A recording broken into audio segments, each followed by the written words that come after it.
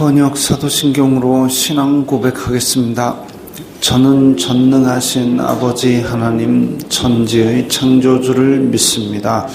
저는 그분의 유일하신 아들 우리 주 예수 그리스도를 믿습니다. 그분은 성령으로 잉태되어 동정녀 마리아에게서 나시고 본디오 빌라도에게 고난을 받아 십자가에 못 박혀 죽으시고 장사된 지 사흘 만에 죽은 자 가운데서 다시 살아나셨으며 하늘에 오르시어 전능하신 아버지 하나님 우편에 앉아 계시다가 거기로부터 살아있는 자와 죽은 자를 심판하러 오십니다. 저는 성령을 믿으며 거룩한 공교회와 성도의 교제와 죄를 용서받는 것과 몸의 부활과 영생을 믿습니다. 아멘. 거룩하신 하나님 아버지 감사합니다. 간밤에도 편히 쉬게 해주시고 새벽에 기도하는 자리에 불러주시니 감사합니다. 이 시간 저희들 마음 중심으로 주님을 경외하게 하여 주시옵소서. 예수님 이름으로 기도드리옵나이다. 아멘. 찬송가 304장입니다.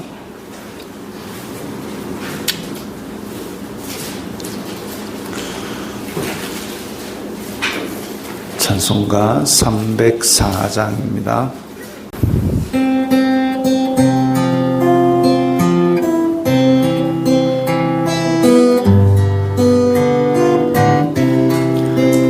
크신 하나님의 사랑 말로 다 형용 못하네.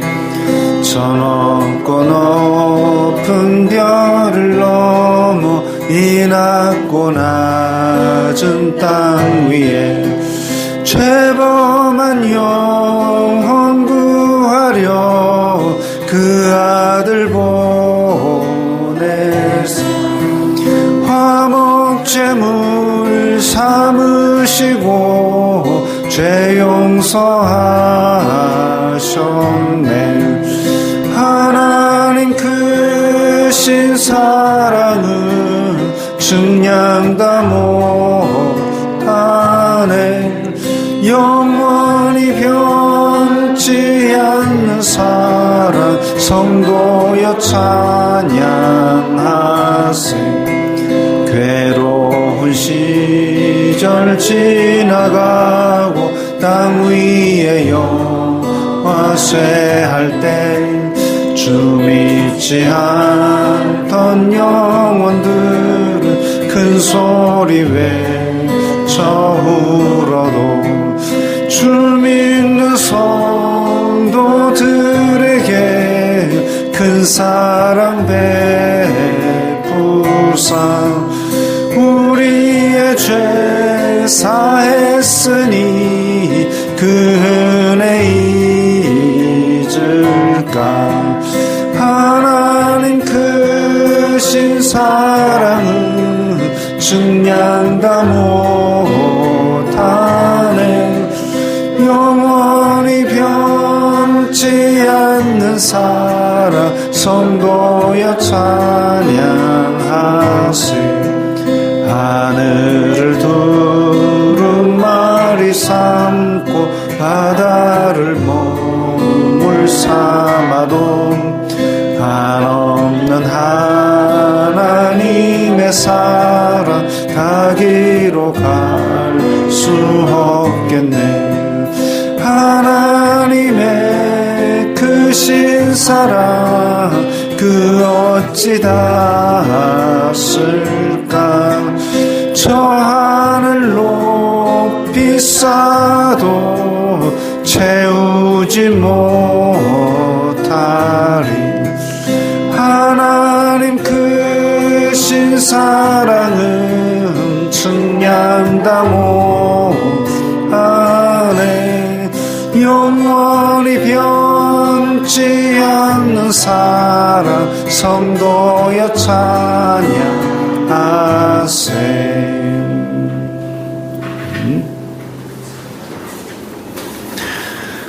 말씀은 로마서 8장 31절부터 39절까지의 말씀입니다.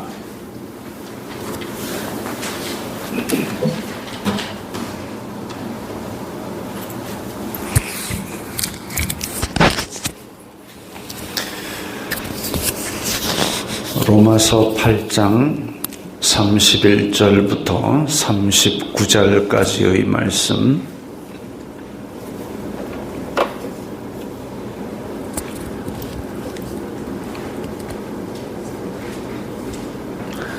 로마서 8장 31절부터 39절까지의 말씀 함께 읽겠습니다. 그런즉 이 일에 대하여 우리가 무슨 말하리요?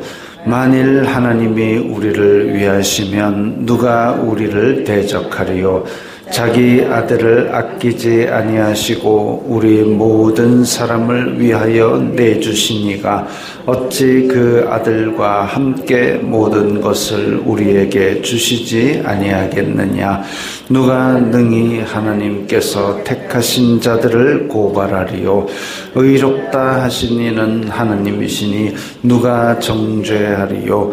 죽으실 뿐 아니라 다시 살아나신 이는 그리스도 예수시니 그는 하나님 우편에 계신 자요 우리를 위하여 간구하시는 자시니라. 누가 우리를 그리스도의 사랑에서 끊으리요? 환난이나 곤고나 박해나 기근이나 적신이나 위험이냐 칼이랴. 기록된 바 우리가 종일 주님을 위하여 죽임을 당하게 되며 도살당할 양같이 여김을 받았나이다 함과 같으니라. 그러나 이 모든 일에 우리를 사랑하시는 이로 말미암아 우리가 넉넉히 이기느니라. 내가 확신하노니 사망이나 생명이나 천사들이나 권세자들이나 현재일이나 장래일이나 능력이나 높음이나 깊음이나 다른 어떤 피조물이라도 우리를 우리 주 그리스도 예수님 안에 있는 하나님의 사랑에서 끊을 수 없으리라. 아멘. 그런즉 이 일에 대하여 앞에서 쭉 이야기했던 성령님께서 말할 수 없는 탄식으로 우리를 위하여 간구하시는 것, 그리고 그 모든 것이 합력하여 선을 이루는 것, 그리고 미리 아시고 부르시고 또 우리를 영화롭게 하시는 것까지, 그 모든 일에 대하여 우리가 무슨 말하리요? 하나님이 우리를 위하시면, 하나님이 우리를 위하신다라고 되어 있지만, 직역하자면 하나님이 우리 편이라면 누가 우리를 대적하리요? 이 어릴 적에 주일학교 때 들었던 설교가 기억납니다. 이 31절을 가지고 그때 주일학교 선생님이 누구셨는지는 기억이 안 나지만 어떻게 우리에게 이해를 시키셨냐면, 종이 한 장을 들고 와가지고 종이는 연약하다 해가지고 쭉쭉 찢어지는 것도 보여주고 팔랑팔랑 나부끼는 것도 보여주고, 그런데 그 종이를 벽에다 붙여서 벽보 붙이듯이 붙여놓으면, 그러면 아무리 때려도 찢어지지 않고 그 벽의 강함이 곧 종이의 강함이 되는 것처럼, 하나님이 우리를 위하시면, 하나님이 우리 편이라면 우리 종이 같은 연약한 인생도 벽에 붙여 있는 것처럼 그렇게 아무도 대적할 수 없는 강함을 가지게 된다 이랬습니다. 그것처럼 만일 하나님이 우리 편이면, 하나님이 우리를 위하시면 아무도 대적할 수 없는 것, 대적한다는 얘기는 우리가 이 세상을 겪을 때 아무런 어려움을 겪지 않는다는 얘기가 아니라 겪지만 그걸 견디고 이겨내는 거죠. 그 모범이 예수 그리스도십니다. 이 땅에 오실 때 고대 광실에 태어나가지고 그냥 막 부귀 영화를 누리는 게 아니라 아무도 찾지 않는 그 마국간에 태어나서 마구간에 뉘었고, 거기서도 그 가난과 그런 역경들, 그런 것은 오히려 1단계고, 공생의 사역을 시작하시고 나서는 바빠가지고 주무실 새도 없고, 그 많은 곳을 돌아다니면서 복음 전하면서 핍박과 외면을 당하시고, 결국은 제자들한테 배신당하고 죽임 당하시기까지 그렇게 고난을 다 겪으셨습니다. 그 앞에서 이야기하는 하나님께서 우리에게 이런 새 생명을 주셨으니 우리가 상속자인데 이 생명과 함께 고난도 같이 받지 않아야 되겠느냐 하신 것처럼, 그 제자들도 처음에는 예수님 따라가면서 예수님 왕 되면 우리가 총리하고 뭐하고 해먹고 그 생각하고 있다가 예수님께서 부활하신 후에 다시 제자를 모으셨을 때는 이 제자들이 이제 복음을 위해서 목숨 걸고 각각 다 그 핍박을 다 받는 그런 상속자의 역할을 제대로 하는 모습을 보여주게 됩니다. 예수님께서 고난당하시기 전에는 진짜 철부지같이 예수님께서 나 예루살렘 올라가면 죽는다 이랬는데도, 그런데도 그 뒤에서 돌아서서 저끼리 누가 높으냐 하고 싸우고 앉았는데, 예수님께서 부활하신 후에 다시 모으셨을 때는 이제 진짜 제자스러운 모습을 보여주게 되는 거지. 예수님이 승천하시고 난 다음에도 전혀 흐트러지지 않고 성령님의 능력으로 복음을 땅끝까지 전하면서 다들 목숨 다해 그 고난을 상속받고, 그리고 이후에는 다 천국을 상속받았습니다. 그런데 이 하나님이 우리를 위하시면 누가 우리를 대적하리요? 바로 그 말이죠. 제자들이 아무런 고난을 겪지 않은 게 아니라 고난을 겪었지만 강하게 모든 걸 다 이겨냈습니다. 사도 바울도 맨 뒤늦게 만난 사도로서 자기가 복음을 위해서 선교 여행을 1차로 출발했습니다. 1차로 출발해가지고 갈라디아 도착하자마자 죽을 병 걸려가지고 척 내륙으로 메고 지고 올라가가지고 거기서 간호를 받으면서도 복음을 전했습니다. 2차 선교 여행 떠났습니다.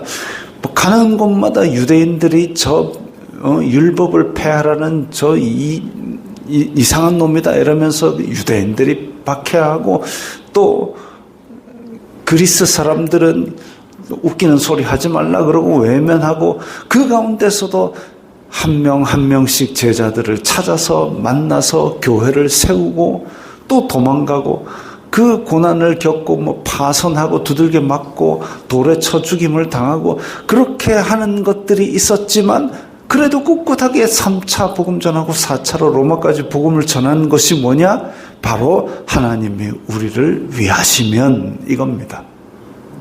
고난이 없고 부귀 영화를 누리고 만사형통하고 로또 사면 당첨되고 그거 아니고, 이 새 생명과 함께 고난도 상속을 받는 거지요.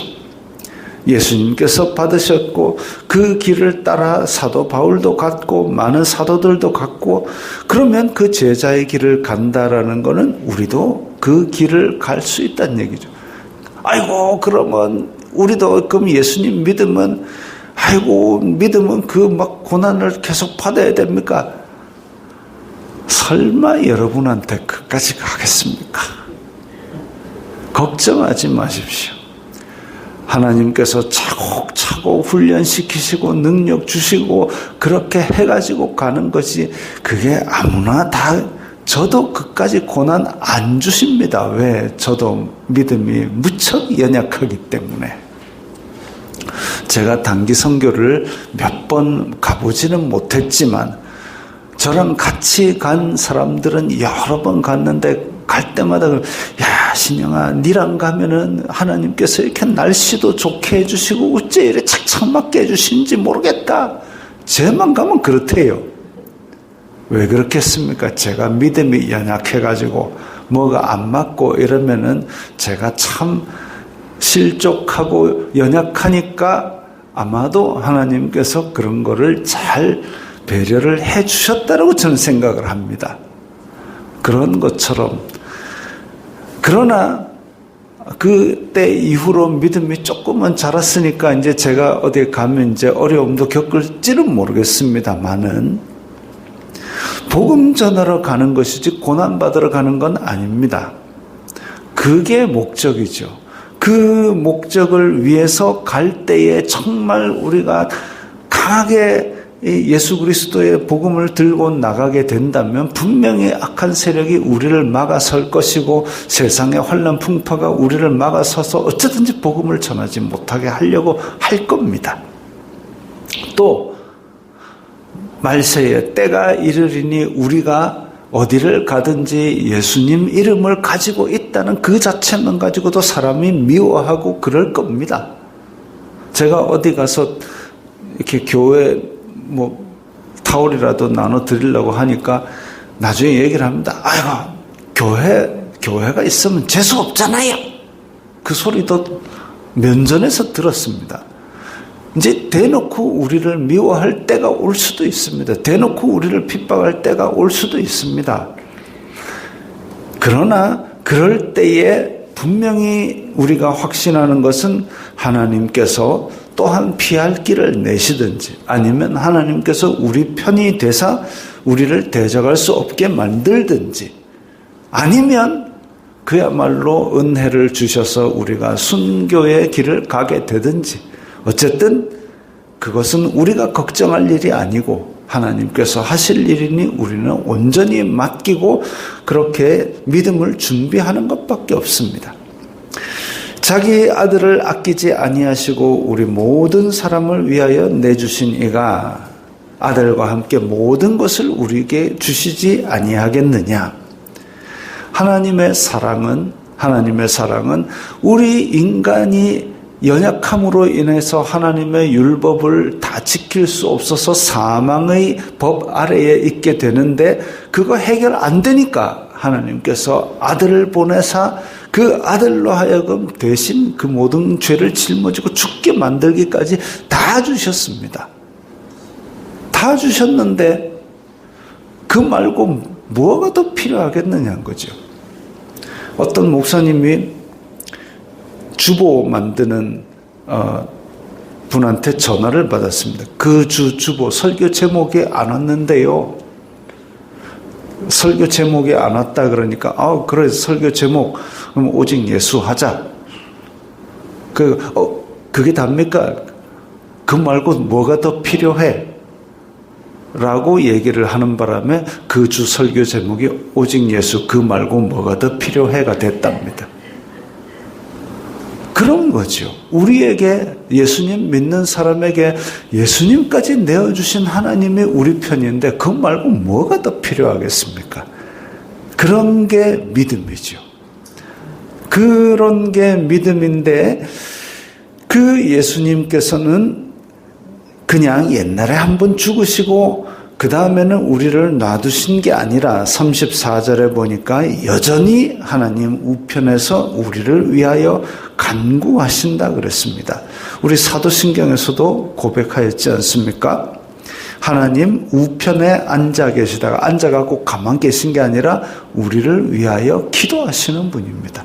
성령님께서는 우리와 함께 계시고 우리 속에서 말할 수 없는 탄식으로 우리를 위하여 간구하시고 예수 그리스도께서는 하나님 보좌 우편에서 우리를 위하여 간구하시고 그런 분이 이렇게 우리를 위하시고 우리의 편이 되십니다. 35절에 누가 우리를 그리스도의 사랑에서 끊으리요. 환난이나 곤고나 박해나 기근이나 적신이나 위험이나 칼이랴. 적신이라면 이제 헐벗는 거죠. 이런 것들이 없다라는 얘기가 아니라 이런 것들이 우리를 향해 다가옵니다. 환난이나 옛날에 예수님 믿으면 병 고친다. 예수님 믿으면 부자 된다. 그렇게 막 전하고 다녔지만 그래서 그렇게 믿은 분들은 부자도 되고 병도 낫고 했지만 근데 말씀에 보면 이제 그런 단계를 넘어서야 되는 거죠. 환난이나 곤고나 박해나 기근이나 헐벗음이나 위험이나 칼이 우리를 향해 다가올 때가 올 겁니다. 그럼에도 불구하고 37절에 이 모든 일에 우리를 사랑하시는 이로 말미암아 우리가 넉넉히 이기느니라. 아유, 이런데도 아멘이 나와서 정말 다행입니다. 하나님께서 그 율법을 선포하실 때에 그리심산에서 축복을 선포하고 에발산에서 저주를 선포하고 축복을 선포했을 때 아멘! 저주를 하나님의 법을 어기면 벌을 받으리라 했을 때 그거는 노멘 아니고 그것도 아멘 하라 그랬습니다.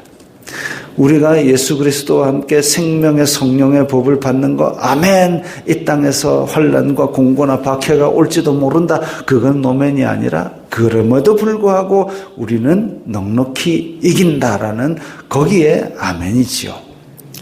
내가 확신하노니 사망이나 생명이나 천사들이나 뭐쩌고 저쩌고 다 이거 다 피조물인데 그런 피조물이 우리를 우리 주 그리스도 예수님 안에 있는 하나님의 사랑에서 끊을 수 없으리라 그랬습니다. 그때 당시에 로마에서 네로 황제가 예수님 믿으면 다 잡아 죽이고 태워 죽이고 짐승의 밥으로 주고 그랬던 것들이 기독교인들이 겪었던 현실이고 우리가 일제강점기에도 교회 다니는 거 핍박받았습니다. 6.25 때도 뭐 교회째로 불태워 죽였습니다. 그렇게 다 죽음을 당하기까지도 믿음을 꺾지 못하게 만든 것, 그게 바로 하나님께서 우리를 위하신 거지요. 그렇게 하나님께서 우리에게 예수 그리스도라는 극진한 사랑을 끝까지 주셨으니 우리가 예수 그리스도의 사랑에서 벗어나지 않고 이 땅에서 이 세상 어떤 것들도 하나님의 사랑에서 우리를 끊을 수 없습니다. 우리가 그에 화답하면서 이 땅에서 예수 그리스도의 생명을 가진 사람으로 살고 전하면서 살고 그렇게 하나님과 사랑하며 사시기 바랍니다. 주기도문 하겠습니다. 하늘에 계신 우리 아버지, 아버지의 이름을 거룩하게 하시며 아버지의 나라가 오게 하시며 아버지의 뜻이 하늘에서와 같이 땅에서도 이루어지게 하소서. 오늘 우리에게 일용할 양식을 주시고 우리가 우리에게 잘못한 사람을 용서하여 준 것 같이 우리의 죄를 용서하여 주시고 우리를 시험에 빠지지 않게 하시고 악에서 구하소서. 나라와 권능과 영광이 영원히 아버지의 것입니다. 아멘.